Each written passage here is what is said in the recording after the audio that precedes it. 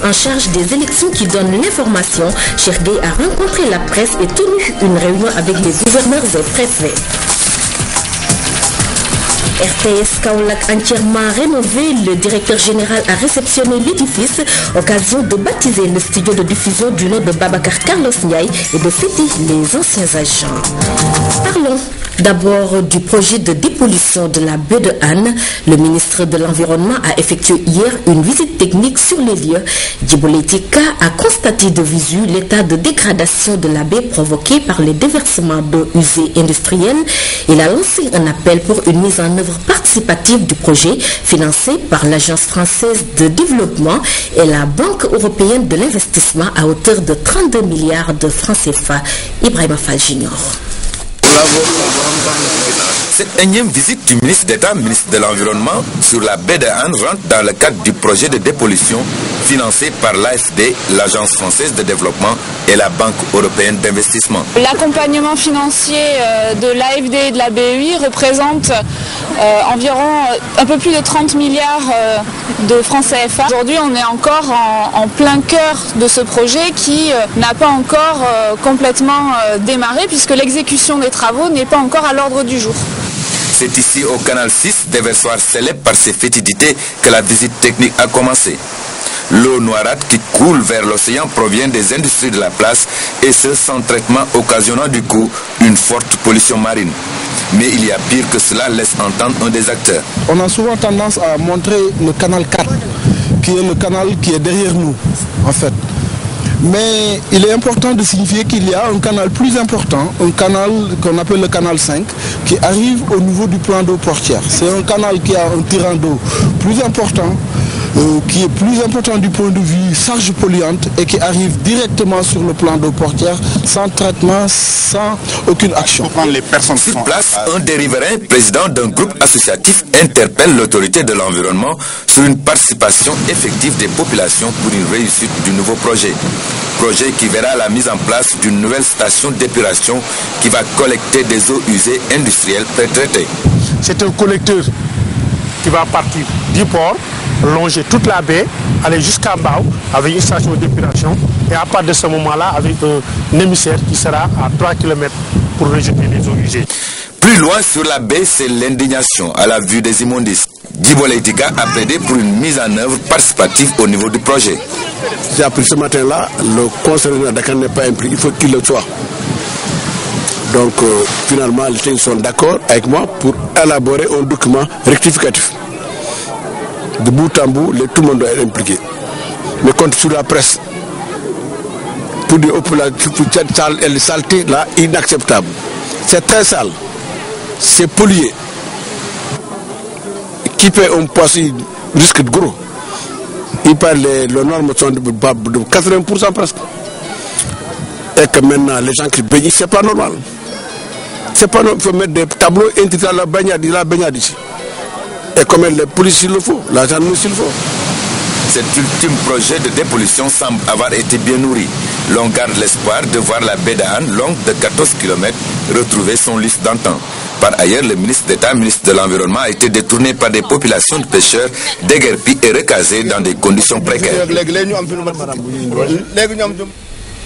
Je vous le disais en titre, tout le matériel électoral est aujourd'hui disponible à Dakar. Le ministre en charge des élections Dixit, Cheikh Gueye, faisait face à la presse samedi après-midi et un peu plus tôt, il avait tenu une séance de travail avec les gouverneurs et préfets du Sénégal. Et c'est un compte-rendu signé Issa Touré. Le fichier électoral, le nombre d'électeurs et les observateurs étrangers pour le scrutin du 26 février prochain ont constitué les principales préoccupations de nos confrères lors de son point de presse. Pour le ministre en charge des élections, les observateurs de l'Union européenne sont déjà présents à Dakar. Maintenant, il reste à ces observateurs de se déployer sur le terrain. Certainement, nous allons les rencontrer dans le week-end pour voir les modalités pratiques de leur déploiement. Donc, sur ce point-là, je crois qu'il n'y a pas de problème parce que les observateurs de l'Union européenne veulent faire une observation de longue durée. Avant les élections et pendant la campagne électorale, après les élections jusqu'au résultat. Donc là, ça ne pose pas de problème. Nous les attendons et comme on a signalé qu'ils sont déjà là, je les verrai certainement le week-end ou au plus tard au début de la semaine prochaine. En tout, 5 103 227 électeurs se sont inscrits sur le fichier électoral en perspective de l'élection présidentielle. Les militaires et paramilitaires complètent cette liste, soit 41,92%. Je viens de terminer une réunion toute la journée avec les gouverneurs et les préfets pour faire l'état de lieu. Alors qu'est-ce qu'on constate? Premièrement, tout le matériel électoral est aujourd'hui disponible à Dakar. Et c'est pourquoi d'ailleurs nous avons convoqué les structures administratives pour discuter avec eux par rapport à leur capacité de stockage, un planning d'envoi qui va être élaboré en tenant compte, comme je l'ai dit, des capacités de cela, mais surtout aussi des capacités de sécurisation dans les régions. Deuxième point des préparatifs, pour la formation des membres du bureau de vote. Tous les supports didactiques sont prêts. Code électoral, guide, mémento, édité. En attendant la délibération du Conseil constitutionnel pour les différents partis ou coalitions de partis en compétition, le ministère en charge des élections s'est dit optimiste quant au bon déroulement du scrutin du 26 février. La Sodefitex, Société de développement des fibres textiles, a remis un important lot de matériel informatique à ses agents. L'objectif est de permettre aux cotonculteurs de disposer des données à temps réel. Le ministre de l'Agriculture, venu présider la cérémonie, a promis de mettre en place un programme pour la relance du secteur, nous dit Damsila. Dans le souci de mieux accompagner les cotonculteurs dans la production, la Sodefitex a doté ses agents de 120 tablettes tactiles PC. Ces appareils vont permettre aux différents producteurs de disposer de données fiables à temps réel.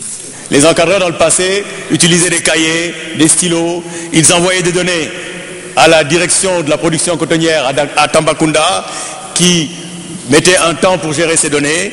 Ce que nous allons faire désormais, c'est que chacun des encadreurs de base de la Sodefitex sera doté en lieu et place d'un carnet, d'un cahier, de stylos, etc., d'une tablette tactile PC. La production du coton a connu une baisse ces dernières années au Sénégal. Elle est passée de 52 000 tonnes en 2007 à 22 000 tonnes en 2011. Pour la relance du secteur, le ministre de l'Agriculture promet de mettre en place un nouveau programme. J'aurais souhaité avoir une vision d'ensemble, un programme cohérent, intégré, au terme duquel nous puissions espérer une relance radicale de la production de coton. Soyez assurés que si un tel programme est disponible, c'est avec la plus grande attention que nous le considérerions parce que nous sommes conscients du rôle du coton dans l'économie de ce tiers sud du pays. La filière coton regroupe 70 000 producteurs au Sénégal. Aujourd'hui, la production nationale fait partie des plus compétitives sur le marché international. Damsila, le ministre de la Pêche et de l'économie maritime, vient d'effectuer une visite de travail de 2 jours à Nouakchott, en Mauritanie. Khoureychi Thiam était porteur d'un message du président Abdoulaye Wade à son homologue Mohamed Ould Abdelaziz. En outre, une séance de travail a réuni les ministres de la Pêche des 2 pays. À l'ordre du jour, la prise en charge des diverses préoccupations des acteurs du secteur. Claire Diop. Les récurrents accrochages entre pêcheurs sénégalais et gardes-côtes mauritaniens, l'arraisonnement de pirogues, la confiscation de matériel, voilà entre autres les raisons qui ont conduit le ministre de l'économie maritime à Nouakchott, reçu par le président mauritanien Mohamed Ould Abdelaziz. Khoureychi Thiam était porteur de message du président Abdoulaye Wade. L'accueil a été très chaleureux comme à l'accoutumée. Nous avons échangé sur des problèmes que vous connaissez déjà en présence de mon homologue de Mauritanie. Nous allons finaliser tout à l'heure au ministère les décisions qui ont été arrêtées avec M. le Président de la République de Mauritanie. Après l'audience avec le président Mohamed Ould Abdelaziz, les ministres des 2 pays de la pêche et de l'économie maritime ont tenu une séance de travail avec les professionnels du secteur. Ils ont rappelé la nécessité d'éviter de tels incidents. Pour ce faire, les pêcheurs sénégalais sont appelés à se conformer à la réglementation.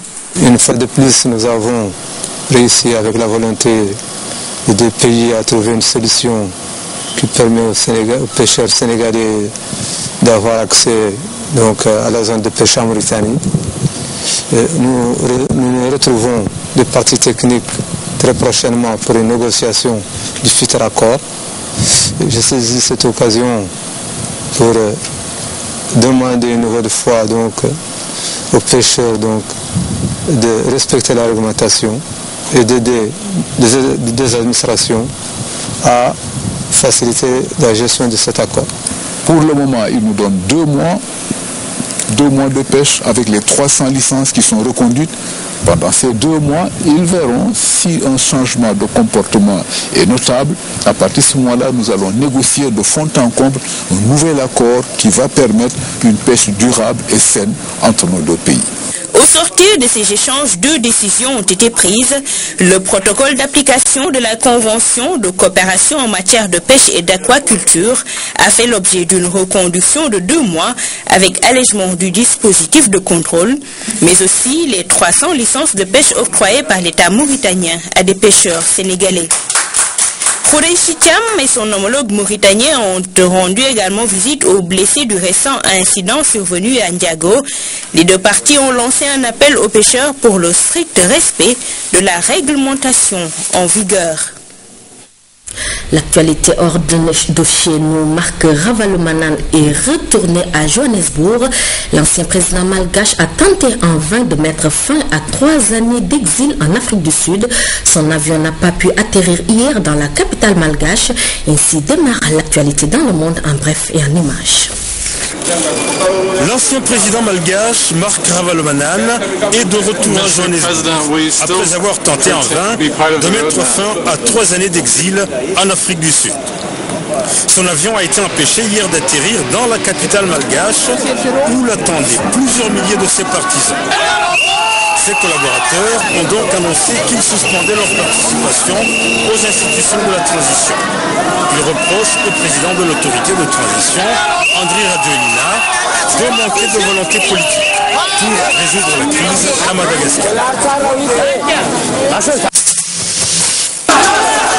Plusieurs centaines de manifestants libyens ont investi hier le siège du Conseil national de transition à Benghazi.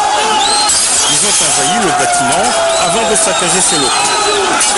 Les manifestants, pour la plupart d'anciens rebelles blessés au cours de la révolte contre le régime de Muammar Kadhafi, réclament plus de transparence de la part du CNT et l'exclusion des personnes ayant fait partie de l'ancien régime, dont le vice-président Abdelhafid Gadda.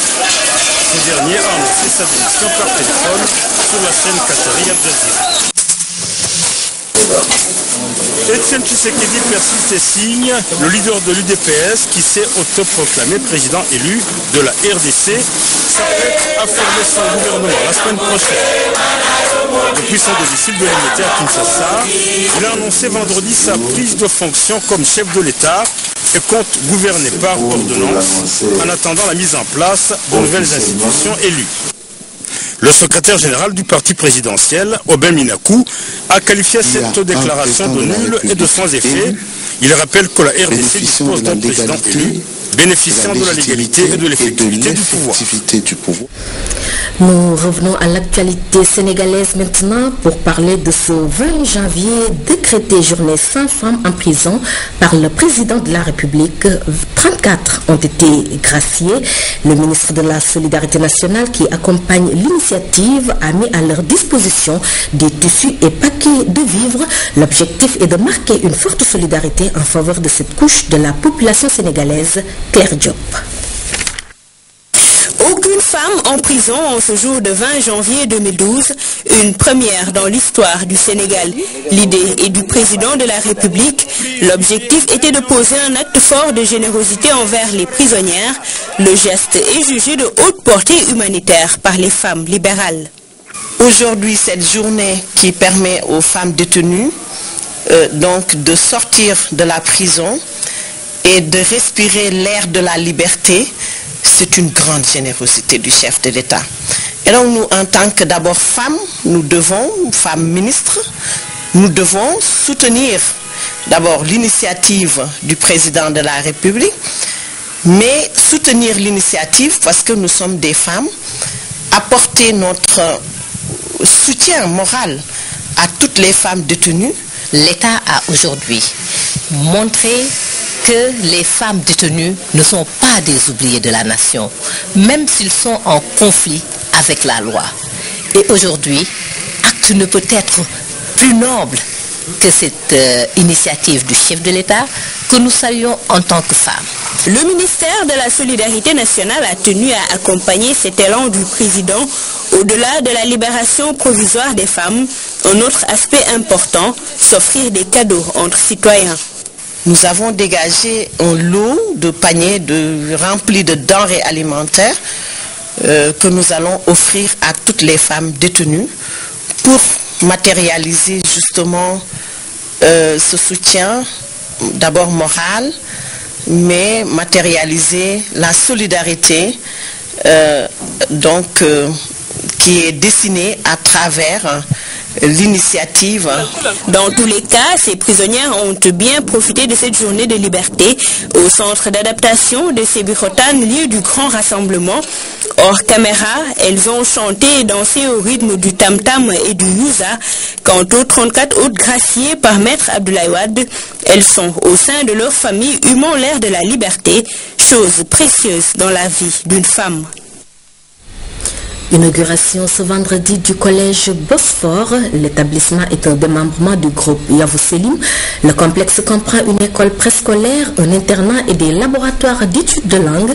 Le ministre de l'Éducation a représenté le Premier ministre à la cérémonie d'inauguration. Seynabou Diokhane. Le collège Bosphore a été décoré spécialement pour accueillir les autorités, parents d'élèves et invités à la cérémonie d'inauguration du nouveau complexe du groupe Yavuz Selim. Ce complexe possède une école maternelle, un internat, un lycée, fourni de salles de conférences et de réunions, des laboratoires de musique, de dessin et de langue, anglais, français et turc. Le groupe sénégalo-turc a déjà implanté 7 écoles au Sénégal, des établissements d'excellence où sont enseignés savoir et culture du Sénégal et de la Turquie. Senegalimize hoş geldiniz. Katılımınızla bizleri onurlandırdınız.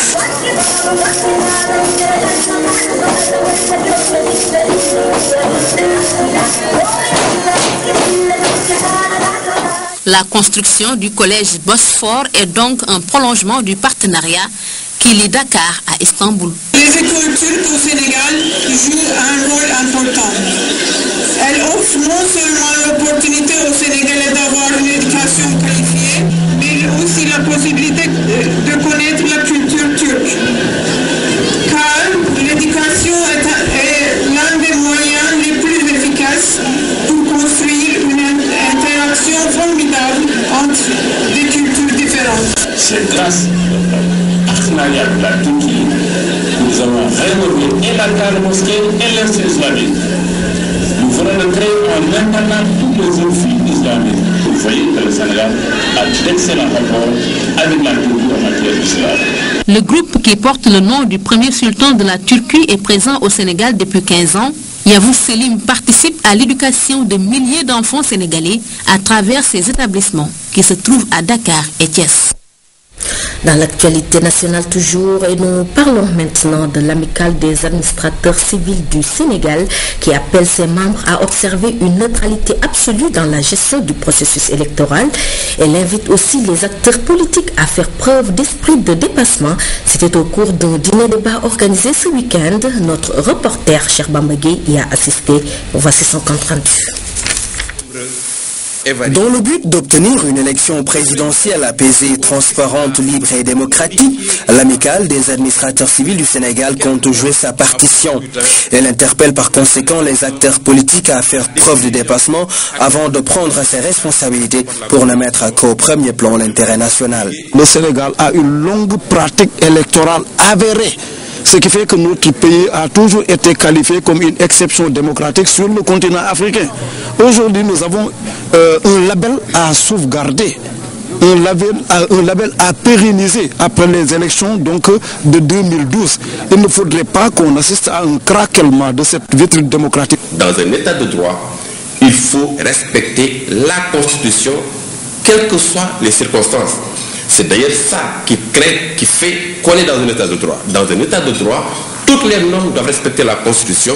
Tous les comportements doivent être conformes à la Constitution. Sinon, on sort des États qui peuvent dire nous sommes dans un État de droit. Et c'est extrêmement important. Donc, nourri à la sève du constitutionnalisme, mais aussi imbu de culture démocratique. Parce que c'est la culture démocratique qui génère un certain nombre de comportements et qui enfante même d'autres types de cultures. Conscients du rôle primordial qu'ils ont à jouer dans le processus électoral et dans la sauvegarde de la paix civile, les administrateurs civils n'entendent pas déroger à la règle de l'éthique et de la déontologie. Cela en vue de montrer la facette d'une administration compétente et impartiale. Nous sommes convaincus d'être bien entendus parce que nous avons eu à les côtoyer en étant nous-mêmes issus de cette corporation. Comme je l'ai dit, à faire preuve de neutralité en toutes circonstances, à faire preuve d'impartialité entre l'ensemble des acteurs politiques, mais surtout d'être à l'équidistance des formations politiques, à veiller à l'observation des lois et règlements et à faire preuve d'éthique et de déontologie. Et comme j'ai eu à le rappeler dans mon mot d'ouverture, l'amicale des administrateurs civils s'est engagée de façon déterminée à veiller à côté des autres acteurs à la préservation de la crédibilité de nos institutions, mais aussi à la sauvegarde de la paix civile. Cette activité de l'amicale des administrateurs civils du Sénégal en direction de la présidentielle 2012 n'est pas la dernière. Elle envisage de tenir également une conférence de presse dans les tout prochains jours. Je vous le disais en titre, après Ziguinchor et Tambacounda, le directeur général de la RTS a réceptionné les locaux entièrement rénovés de la station régionale de Kaolack. Une cérémonie a été organisée, occasion de fêter les anciens agents et de baptiser le studio de diffusion. Il porte désormais le nom du journaliste Babacar Carlos Ndiaye décédé. C'était en présence des autorités administratives et religieuses de la région de Kaolack. Maman Sagna. Monsieur le directeur général, cette radio a été inaugurée le 18 février 1968 par le président Senghor et avait vraiment besoin d'un coup de neuf. Parce qu'étant dans un état de délabrement très avancé. C'est une nouvelle page qui vient de s'ouvrir à Radio Kaolack. La chaîne régionale de la RTS s'est mise dans de nouveaux habits. Une réhabilitation complète à l'initiative de la direction générale de la RTS. Depuis sa création, Radio Kaolack n'avait jamais bénéficié d'une aussi grande toilette. Plusieurs dizaines de millions de francs ont permis de rénover la station, également de la rééquiper matériellement. Nous avons reçu l'instruction du chef de l'État de restaurer et de redynamiser l'ensemble des stations régionales. Je vous apprends qu'à part ce que vous avez vu, c'est-à-dire le bâtiment restauré, la station rééquipée, les journalistes et les personnels remobilisés, il y a un émetteur tout neuf pour d'ailleurs répondre aux vœux de la présidente des fans club. La cérémonie a par ailleurs permis de rendre hommage aux anciens de la RTS Kaolack, ceux-là même qui ont donné à la station toute sa notoriété. Parmi ceux-ci, Babacar Carlos Ndiaye, le studio B, porte désormais le nom. Babacar Carlos Ndiaye fut un journaliste, reporter assidu, ponctuel, consciencieux, talentueux, doté d'une plume remarquablement belle et d'une voix remarquablement radiophonique.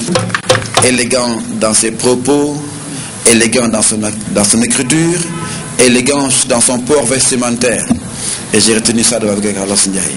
Et cet homme-là, j'ai été très heureux de l'avoir honoré, d'avoir vu son nom écrit à côté du mien. Cet homme dont le nom est gravé à jamais sur les murs du studio B de RTS Kaolack est un grand professionnel de l'information. Paix à son âme. Les partenaires, les autorités administratives, religieuses, coutumières ont tous félicité la direction générale de la RTS pour la belle initiative. Aussi ont-ils encouragé le personnel de Radio Kaolack à maintenir toujours le flambeau plus haut. Il me plaît de magnifier le travail abattu quotidiennement par l'équipe de la RTS Kaolack, dirigée magistralement par M. Cheikh Diop. Oui. Vos locaux flambant neufs et les équipements de haute gamme traduisent la vitalité de la RTS et son souci de mettre le personnel dans un environnement excellent de travail. Le personnel de Radio Kaolack, ses fans club, les gérants des télécentres accrédités se sont engagés à relever les défis qui les attendent. La délégation de la direction générale de la RTS est repartie fière d'avoir accompli sa mission. Après Ziguinchor, Tambacounda, Kaolack, une autre station est certainement ciblée pour bénéficier d'une rénovation. Ce sera pour bientôt. Maman Moussagnan, ici à Dakar, la cérémonie officielle de la 31e édition de la Ziara omarienne a eu lieu cet après-midi. Et aujourd'hui, c'est devenu une tradition de voir la participation de la communauté marocaine lors de ces ziaras annuelles de la famille omarienne. Donc, une tradition qui s'explique par les relations séculaires entre le Sénégal et le Maroc. Quels sont les fondements de cette collaboration historique entre la famille omarienne et le peuple marocain? La réponse dans ce compte rendu de Fatou Diouf. Une fois de plus, la délégation marocaine a rehaussé la ziara annuelle de la famille omarienne, un événement religieux qui célèbre deux saints hommes, Thierno Seydou Nourou Tall et Thierno Muntaga Tall, tous deux des petits-fils de l'âge Omar Tall, l'ambassadeur de la Tariqa Tijani en Afrique subsaharienne. C'est également le seul érudit à avoir immortalisé les écrits de Cheikh Ahmed Tidiane, fondateur de la Tariqa Tijani et qui repose à Fès, au Maroc. Une œuvre que les deux communautés ont continué à perpétuer pour le rayonnement de l'islam. Nous sommes ici pour participer avec nos frères, pour transmettre les salutations des meilleurs vœux de Sa Majesté le roi Amir Moumenine Mohamed VI,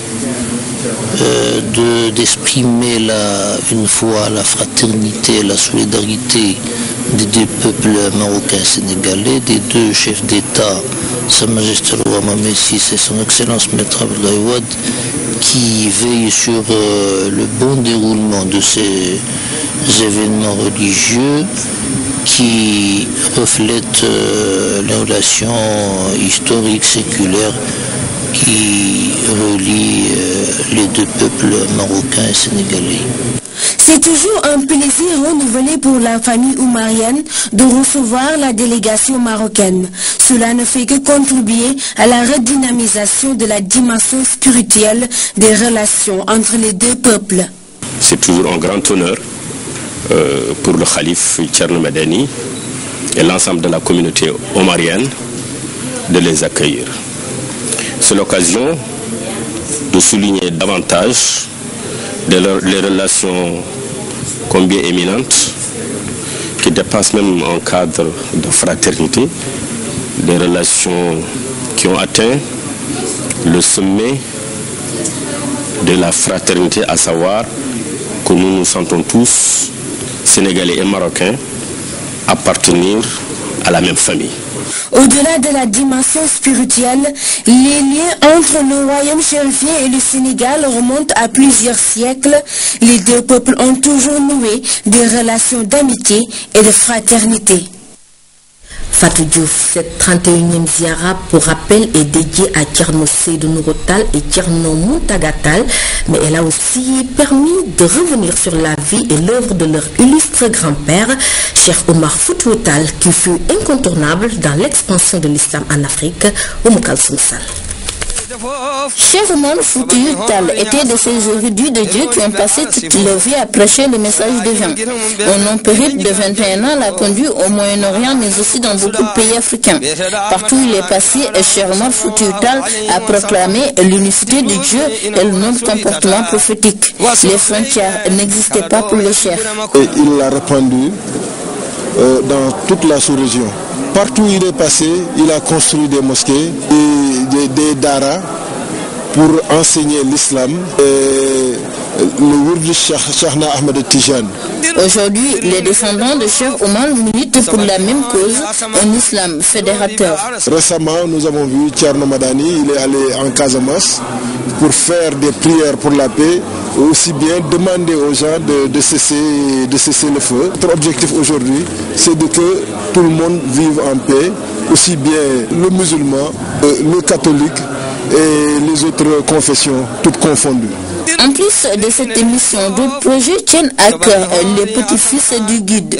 Des projets très ambitieux, aussi bien la construction de la résidence Cheikh Omar Foutiyou qui est entamée, l'Institut islamique qui est derrière la mosquée qui est entamé, le Dara moderne Thierno Mountaga Tall à Ndioum qui est achevé. Le chef était un fédérateur d'État et d'ethnie. On retrouve aujourd'hui ses descendants un peu partout dans la sous-région. La ziara annuelle de la famille Niassène de Medina Baye à Kaolack aussi a vécu. Des milliers de fidèles venus de partout y ont assisté, une façon pour eux de manifester leur attachement à leur guide spirituel, El Hadji Ibrahima Niass Di Baye. Des prières pour un Sénégal de paix et pour des élections libres et transparentes ont été dites. Jules Diop. La ziara annuelle de Medina Baye est un événement historique initié par les grands Moukhadam, dont Serigne Baye Niass, Serigne Aliou Cissé, entre autres. Elle permet aux disciples de renouer leur attachement et de bénéficier des grâces et des prières de Baye Niass, un événement plein de sens et de symboles. Baye a lié à sa personne la beauté physique, la grandeur, le charisme, mais imbu de grandes connaissances. Cheikh l'Islam vécu 75 ans, mais 75 ans pleinement remplis. 75 ans de pasteur, il parcourut le monde entier, il parcourut l'Afrique. Et aujourd'hui, dans tous les pays africains, particulièrement au Nigeria, le géant de l'Afrique, il y compte 10 millions de talibés. Initiée depuis plusieurs années, cette rencontre religieuse a toujours été une occasion de recueillement pour les disciples. Une ziara qui replonge la cité dans la ferveur religieuse à quelques jours du Gamou. Par ailleurs, Cheikh Ahmed Tidiane Niass, le calife de Medina Baye Niass, a exhorté les hommes politiques à œuvrer pour la paix, mais aussi pour des élections libres et transparentes. Quant à l'imam Cheikh Ahmed Tidiane Ali Cissé, il a invité les musulmans à se référer aux préceptes religieux et à s'entraider mutuellement en bons musulmans. Et de Kaolack, nous nous rendons à présent à Thiénaba, la cité religieuse de Amarindaksek dans la région de Thiès, qui s'apprête à célébrer le Maouloud commémorant la naissance du prophète Mohammed, paix et salut sur lui. Une réunion nationale préparatoire s'est tenue à cet effet sous la présidence du ministre d'État, ministre de l'Intérieur. La délégation venue de Thiénaba s'est réjouie des dispositions prises par le gouvernement pour un bon déroulement de l'événement. Maïtiam. Célébré depuis plus de 100 ans par son initiateur, Amarindaksek, le Gamou de Thiénaba est devenu un grand moment de ferveur religieuse. Inscrit dans l'agenda des grands événements religieux par le gouvernement, cette manifestation draine des milliers de pèlerins. La forte délégation venue de Thiénaba est conduite par Serigne Ibrahima Seck. Au nom du calife Cheikh Ahmed Tidiane Seck, il a transmis les salutations et les prières de ce dernier. Le gouverneur de Thiès a fait l'économie du CRD où les différents points soulevés concernant l'eau, les infrastructures, l'électricité, la santé, la sécurité, entre autres, ont tous trouvé des réponses adéquates. Le ministre d'État a dirigé la réunion avec pertinence, mais aussi avec engagement. Il a interpellé tous les chefs de service sur leur domaine compétent et les chefs de service ont répondu positivement.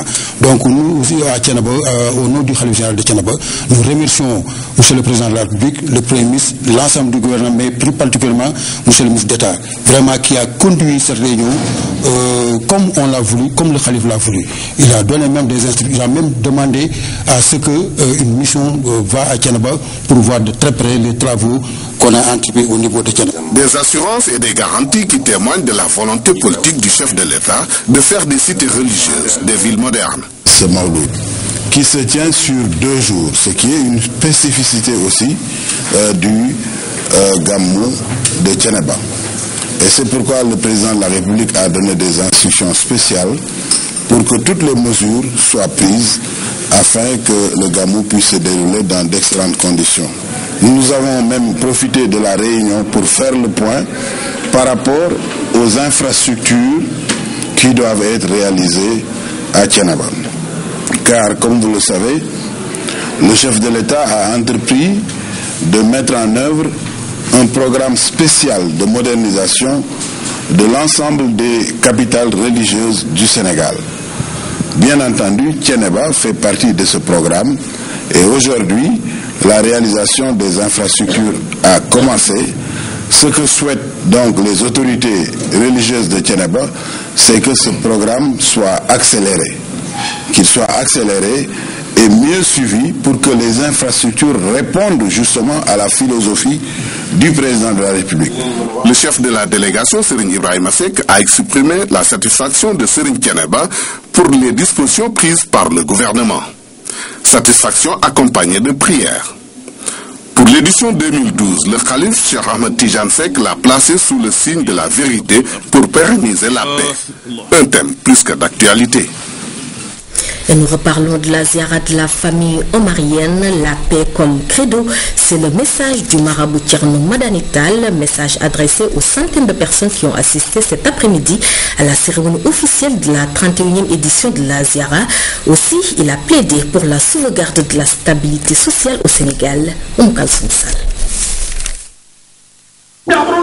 C'est devant cette assistance que Thierno Macky Tall a lu le message de son frère Thierno Madani Tall. Un message axé sur la paix, tributaire de l'équité, de la justice et d'une vie agréée par Allah.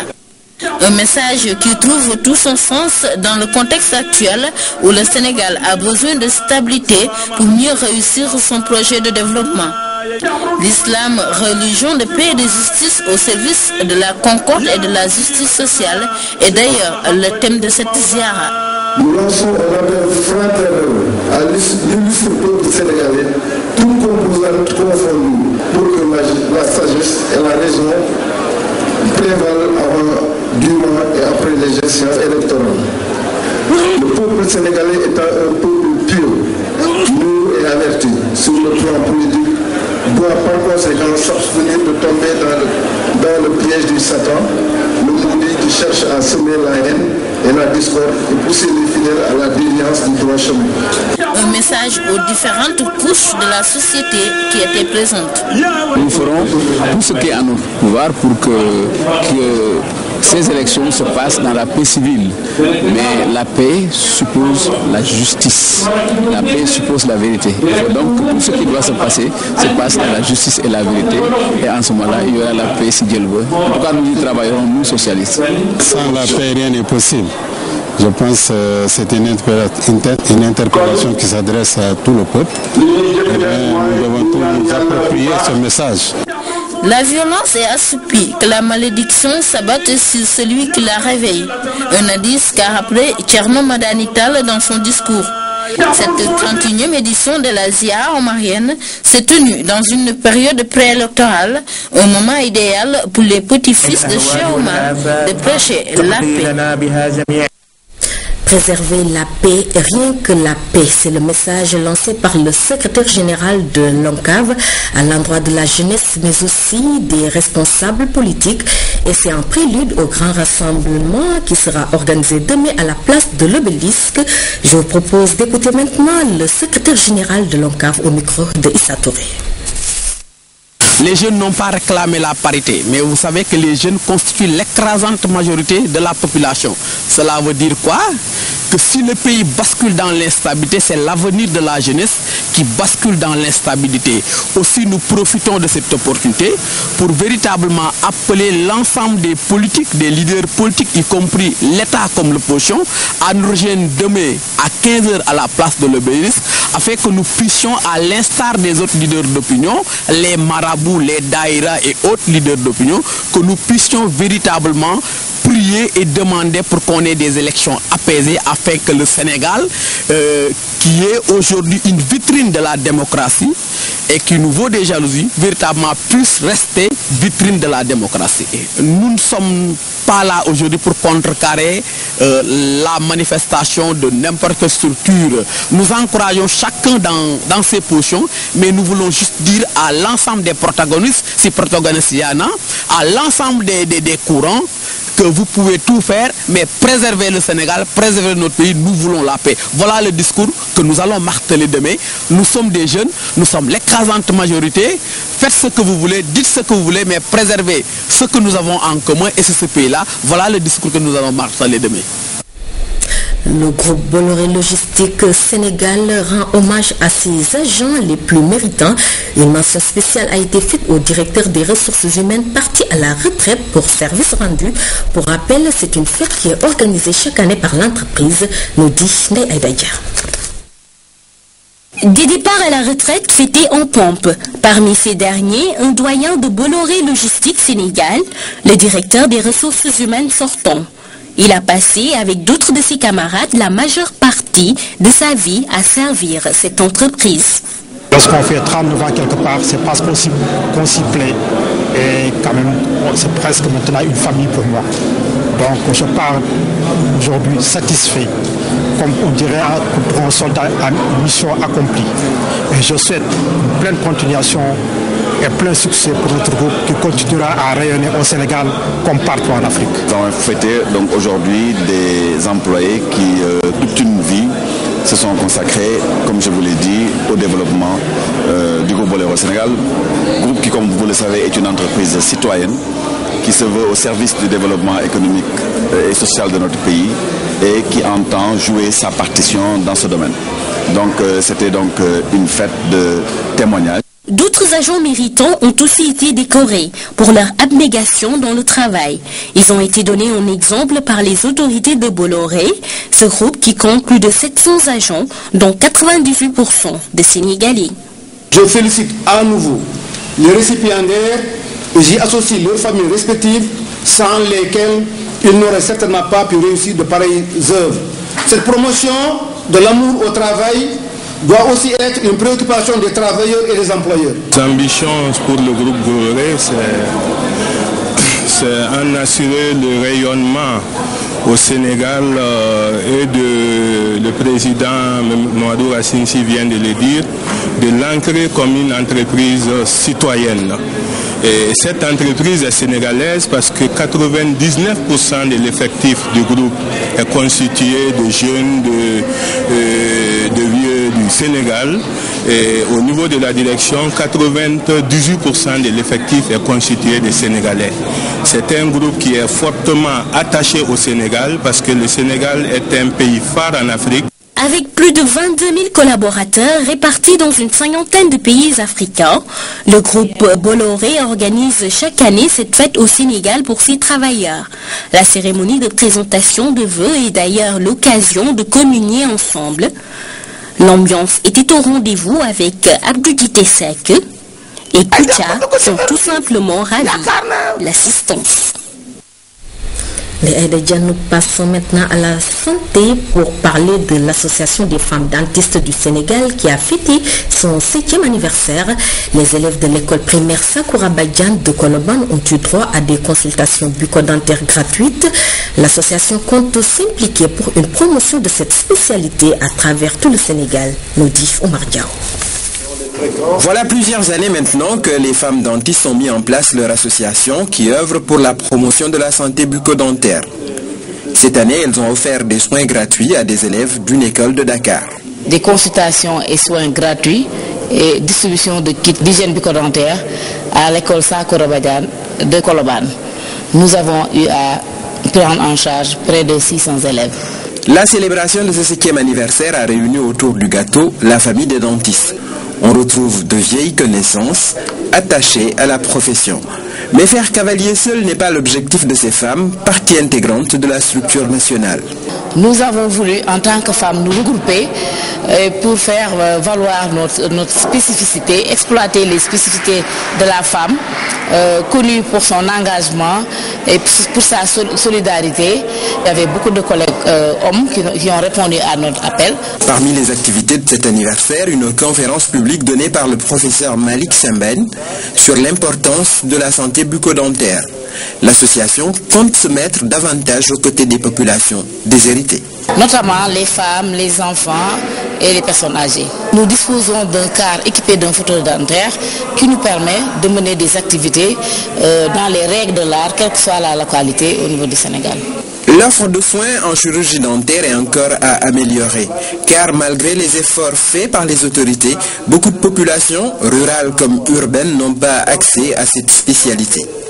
Les femmes dentistes du Sénégal sont prêtes à aller le plus loin possible, comme quand il s'agit de soigner les dernières molaires. Omar Diaw, le forum des jeunes leaders a tenu ce samedi une randonnée pédestre.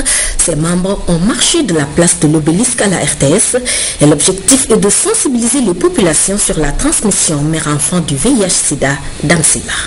Un marché contre la transmission du VIH-Sida mère-enfant. Voilà tout l'intérêt de cette randonnée pédestre. Hommes, femmes, enfants et adultes ont tous participé à l'événement pour dire halte à la transmission mère-enfant du VIH-Sida. Le Forum des jeunes leaders est l'initiateur de cette mobilisation.